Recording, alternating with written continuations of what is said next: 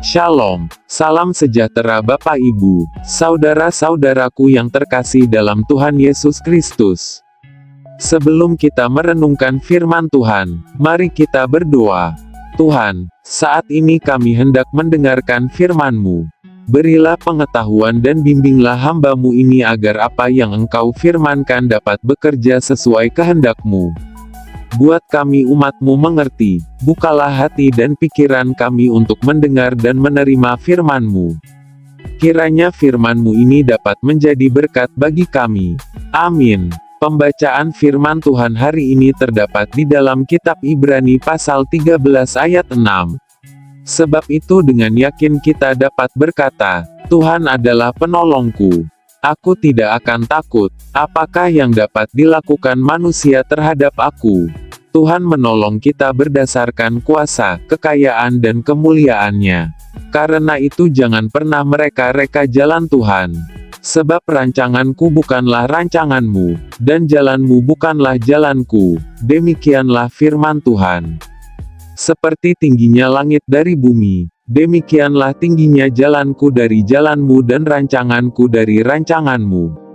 Yesaya 55 ayat 8-9. Pertolongan dan janji pemulihan Tuhan pasti akan terjadi sesuai waktunya.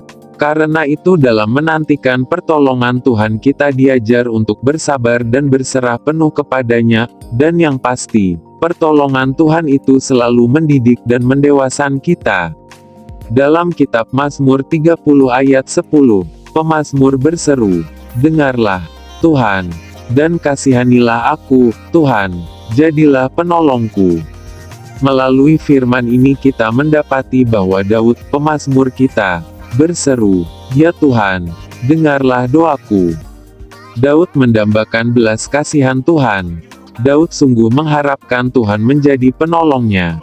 Daud memang konsisten. Ketika Tuhan menjawab doa-doanya dan Tuhan berkenan menjadi penolongnya, maka ia pun menyatakan dalam kitab Mazmur 54 ayat 4. Katanya, sesungguhnya, Tuhan adalah penolongku, Tuhanlah yang menopang aku. Firman ini adalah salah satu ayat nyanyian pengajaran dari doa Daud dalam menghadapi musuh.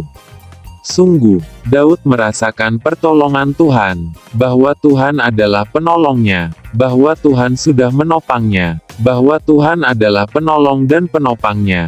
Tuhan selalu punya cara tersendiri untuk menolong dan memulihkan kita, karena itu tetaplah percaya.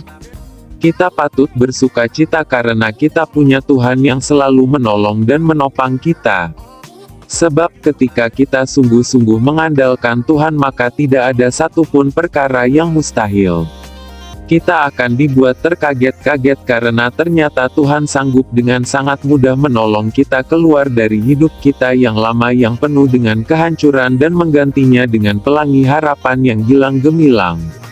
Jadi, apapun persoalan yang melanda di dalam hidup ini, masalah pendidikan, pekerjaan, masa depan, keluarga, dan segala sesuatu yang berkaitan di dalam hidup ini, harus kita yakini bahwa Tuhan adalah penolongku yang tidak dapat tergantikan oleh apapun. Amin. Kita berdoa. Terima kasih Tuhan atas firman-Mu yang Engkau berikan pada kami. Kiranya apa yang Engkau firmankan bisa kami tanam di hati kami masing-masing dan kuatkanlah kami untuk melakukan apa yang Engkau firmankan sesuai dengan kehendak-Mu. Biarlah perkataan-Mu menyegarkan jiwa kami, menghidupkan hati yang lemah dan lesu, dan membangkitkan harapan dan kasih.